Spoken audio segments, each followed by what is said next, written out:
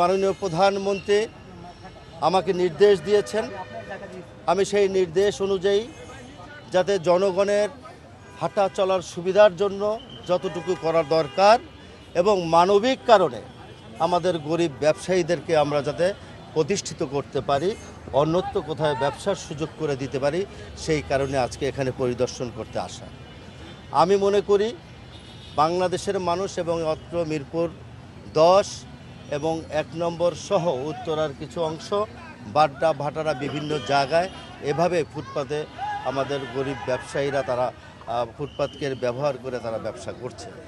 তা আমরা একটা পরিকল্পনা করেছি, ডিএমপি কমিশনার, পুলিশের আইজিপি সহ আমরা একাধিকবার মিটিং করেছি যে আমরা অন্ততপক্ষে মেইন সড়কগুলো যেখানে আছে সেখানে যাতে কোনো যানজট না হয়, আমরা সেদিকে লক্ষ্য রেখেই আমরা এই পরিকল্পনাটা হাতে নিয়েছি।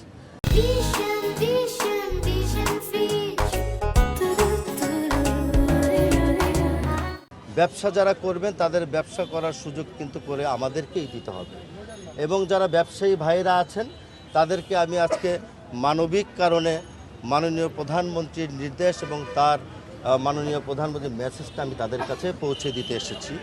আপনারা নিশ্চিন্তে ব্যবসা করবেন, তবে জনগণের সুবিধা থেকে জনগণকে বঞ্চিত করে নয়।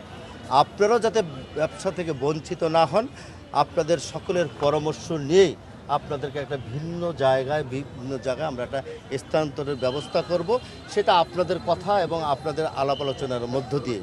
তাই আজকে তাদেরকে একটা সময় বেঁধে দিব, সেই সময়ের মধ্য দিয়ে আমরা একটা মত বিনিময় সভা করে তাদের সাথে আলাপ আলোচনা করে আমরা একটা ব্যবস্থা করব। আমরা মানবিক কারণেই, প্রতিটি মানুষের একটা মানবিক অধিকার আছে, সেই অধিকারটাকে আমরা যেমন প্রতিষ্ঠিত করতে চাই, সেই অধিকারটা তাকে যার যার জায়গা থেকে সে যাতে তার প্রতিষ্ঠিত করতে পারে সেই সুযোগটুকু আমরা করে দিতে চাই। আমরা চাই সবাই মিলেমিশে ঢাকা উত্তর সিটি কর্পোরেশন একটা দুর্গন্ধমুক্ত সিটি কর্পোরেশন থাকবে, আধুনিক বাসযোগ্য একটা সিটি কর্পোরেশন আমরা সবাইকে নিয়ে উপহার দেব।